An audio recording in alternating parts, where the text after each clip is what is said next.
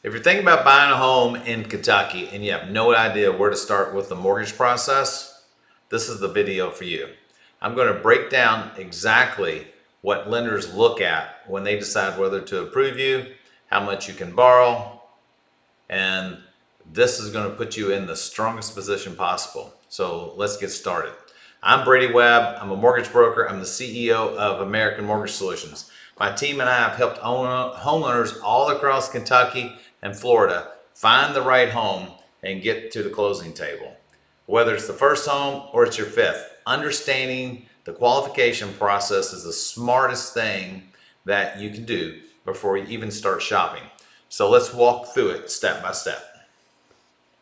Okay, so let's get started. So how to qualify for a mortgage in Kentucky?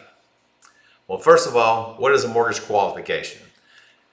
A qualification is how lenders decide to approve you and for how much. So some of the factors they look at is credit score, income and employment, debt to income ratio, down payment and savings, and of course the property value. So let's go through each one of those. Credit score requirements. Now you can see we've got a large range of credit scores. Most people think you got to have a really high credit score to get pre-approved, but you can see, or to get approved for a loan, as you can see, we can go all the way down to a 500 over here. It's a FHA loan with 10% down. Yes, you have to have a larger down payment, but there are ways to get approved if you're below that magical 580 number. Typically, if you're in a 580 to a 680 or 700 range, we're going to look at a government program for you, typically an FHA for first-time home buyers. It's a smaller down payment. And then for the higher credit score, if you have a 700 and above, then we start looking at the conforming programs with that only require 3% down. And then if you're in a higher income level, it could require you to put 5% down. Now, what affects your credit score? 35% of the weight of your credit score is based on how you pay your bills monthly. If you are over 30 days late, then that's when that kicks in. As long as you do not exceed 30 days past your due date and you make that payment that month, then it's not considered a late payment, even though it's past your due date. It has to be over 30 days late. Amount owed and credit utilization, that's important as well. Most people think credit cards are bad. Credit cards are actually the best way to get your credit score to go up. However, you need to manage the utilization. What that means is if you have $1,000 limit and you keep maxing it out to 1,000, or you get it to 700, 800, 900, then that makes your credit score drop. But if you keep it around 30% or 25% of the actual limit that you have available, then you maximize the use of that revolving charge card and your credit score goes up. The other three things are length of credit history. Yes, if you're brand new and you've only got 3 to 6 months of credit history, your credit score is going to be lower, and it does make it a little bit more difficult to get approved. New inquiries, 10%. I wouldn't let a lot of people pull your credit when you're shopping for a mortgage.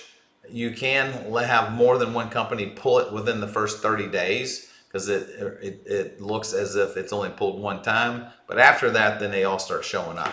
So it's best, maybe if you want to shop around, only talk to 2 to 3 people. And then the credit mix is the other thing. Revolving installment is what that's talking about. Mortgages, the mix. Typically, if you have a ton of, or if you have a lot of finance company debt, that's a negative. So you typically, again, revolving charge cards are the best, and then installment loan would be like a car loan. And then my tip down here at the bottom right-hand corner is get started. It says 3 to 6 months. I'd say start 3 months or 6 months out. Go ahead and go to my annualcreditreport.com and get a free copy of your report. Or I think the best thing to do is go ahead and call somebody like me and let's get the full application. Let's look at all your income docs. Let's look at everything before we pull your credit, but then actually get a real credit report if we think there's some things that we might need to know about before we get started, because that gives us plenty of time to get them fixed before maybe your lease is up or before you have to move. All right, income verification, income and employment. So what lenders verify? We want a 2-year history. Now, if you've only, say you just graduated college and you just started your job, you don't have to be on that job 2 years. We'll use your college education as employment history. Now, if you've only been on another example, if you've only been on your job for 3 months, but you work someplace else for a year, and then maybe you work someplace before that for another year because you continue to move up and get better jobs and increase your income, that's a 2-year work history. It doesn't have to be at the same job. So they're basically looking for consistent growing income. We need to verify that with W-2s and pay stubs, of course. If you're self-employed, we can actually use bank statements instead of tax returns. Typically, you still need to be self-employed at least 1 year. And if we're using your tax returns to verify income for a conventional loan, then that's a 2-year requirement. And then, of course, if for those people maybe on Social Security or some type of fixed income, we just need the documentation showing how much you're receiving. And it typically needs to, what they look for is they want to make sure it's going to continue for the next 3 years, which to me is hard to prove. I mean, anything can happen in 3 years, but that's what they look for. And then over here, the income types that count, we basically went over all of that. Overtime, a lot of people think that their overtime counts. You have to be on the same job for 2 years in order to use your overtime. Commission, if you're getting commission, there is a loophole that we can average that if you've been getting it at least 1 full year. Preferably, they want bonuses and commission, and overtime to be averaged over 2 years. But with commission, there's a loophole on the conforming loan that we can count that after 1 year. And then if you can verify your child support and alimony with your settlement agreement, we can count that as well. Down at the bottom talks about job gaps. Won't get into that, but if you've been off the job or you've had over a 30-day job gap, then we do have to get a written letter of explanation from you. Okay, debt to income. Debt to income is basically just your total monthly debts divided by your gross income. Now, we use gross income. We don't use net after taxes are deducted. So if your gross, that's typically what's on your W-2 at the end of the year, but your gross is what you actually make, not what they put in your bank, and that's what we count. So let's just make the math easy. If you have $5,000 in gross monthly income and you have $1,000 worth of debts, car payments, credit cards, student loans, whatever that might be, then that is a 20% debt to income ratio. That's what we call your front end ratio. Of course, we'll have to include whatever your new house payment is going to be into that. So if you have a $1,500 house payment, $1,000 debt, now you're at $2,500 total debt divided into 5,000. That's 50% of your income. So that's what we look at, and depending on where you're at with that debt to income ratio, can also determine what type of loan we're going to put you in. We can get you approved over 50%. It's FHA. We'll go up to about 54, 56%, as long as the credit's good and you got some reserves. And we're going to cover that in a minute, but we can get them approved at a higher limit. Loan programs and down payment options. Okay, we've been talking about FHA and conventional, so you can see those numbers right there. Both of these can be used for first-time home buyers. VA loan can be used for a first-time home buyer. You have to be a veteran. We have to pull your certificate of eligibility. You can call me. I'm a direct VA lender. Been doing them since I started my company in 1998. I can get that information for you. We can verify how much eligibility you have to determine if you qualify for that program. Love working with veterans. My favorite loan to do. And they're super simple, and they bend over backwards to get our veterans into homes. USDA, that is a RHS loan, rural housing loan. If you're in Jefferson County, doesn't qualify. You have to be outside the county, Jefferson County, but most counties outside do qualify. Frankfurt doesn't qualify, but you can look that up online and see if the house that you're looking at is in a USDA area. KC loans, these are for down payment assistance, first-time home buyers. And actually, you don't actually have to be a first-time home buyer. And mostly that's what people use this for. They will give you down payment assistance up to $10,000. Okay, pre-approval, why it matters. All right, you've heard pre-qualification, pre-approval before. We really don't, there's no need to do a pre-qualification because it's kind of basically also somebody saying, okay, if you make $5,000 a month this is your debt. They might even pull your credit and say, okay, you can qualify for a loan. We do pre-approvals. We actually know that you're going to get approved when we look at your information. We're going to get the full application. We get all of your documentation, your income, your assets. We look at everything. And the very last thing that we do we would pull your credit or have you access your credit for us just to verify the credit score and make sure there's nothing there that's a surprise that we need to fix.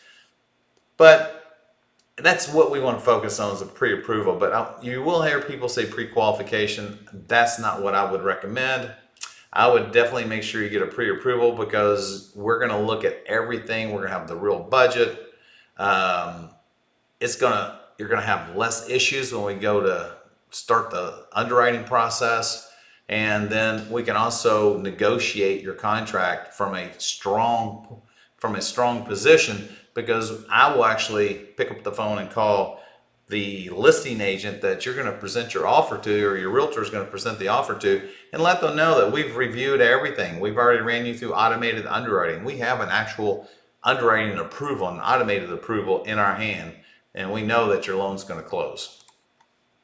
Kentucky Housing Corporation. This is the program I talked about. They do give you down payment assistance. It's another program to help you out. They do have income caps on this. So, if you make over a certain amount of money, then you don't qualify for the down payment assistance. It is a second mortgage, and you do have to make a payment on that monthly.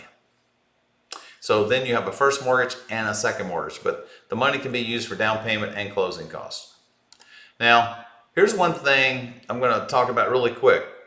For down payment, you don't have to, as you already seen, you don't have to put 20% down, but found that a lot of first-time home buyers are able to get gifts from a family member, a parent, grandparent, brother, sister, aunt, uncle. But a lot of times the grandparents, the parents, are willing to go ahead and gift you or their children a down payment, the money for the down payment and closing costs. It's basically like giving them some early inheritance. I find that very often that's the case, that most parents and grandparents are willing to help first-time home buyers. So again, you want to check into all that and maybe have those conversations with your family members. But the top tips to prepare for pre-qualification, of course, check and improve your credit. Number one thing, save your money, yes, you want to save your money too, but save more than the minimum, which is basically what that's saying. Aim for the down payment plus 2 to 3 months reserve. So what that means is they do like to see reserves on the approvals. Certain programs, you're not required to have reserves, but it does strengthen the loan. And what a reserve is, if your monthly mortgage payment is going to be $1,000 a month and you have $2,000 left over after closing, in other words, you've made your down payment of 3 or 3.5% or how much you want to put down, and you've paid all your closing costs, and then after we close the loan, you still have $2,000 left in the bank. That means you have 2 months reserves because your payment's $1,000. Keep your job.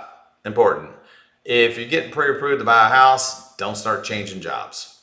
If you're going to change the job, make sure it's for the better, and always call your loan officer and let him know, have a conversation so he can make sure that it's not going to create a problem with your loan.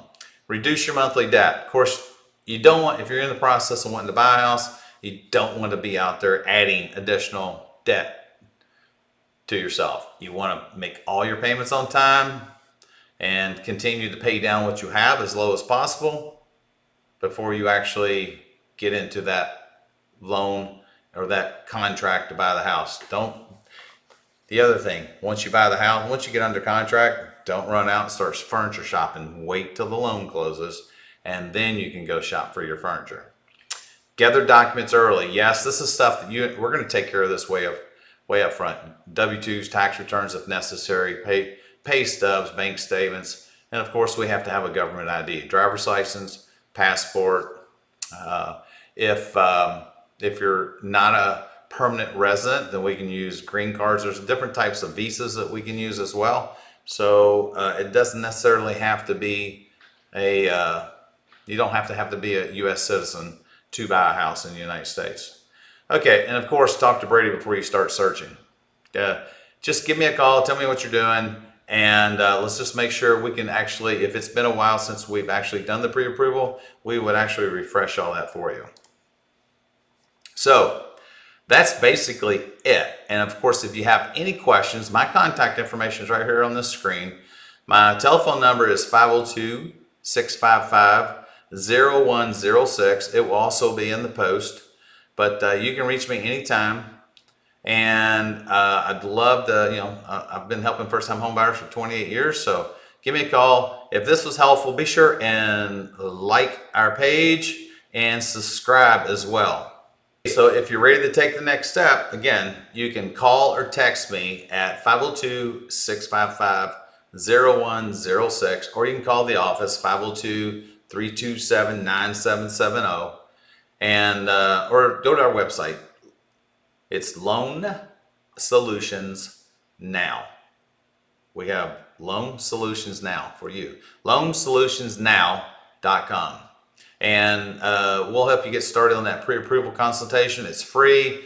We'll look at everything, walk you through all the options, including any KHC programs if that's what you want to look at. And then we'll get you the real number to get out there and get shopping with. So again, I'm Brady Webb with American Mortgage Solutions. Let's get you home.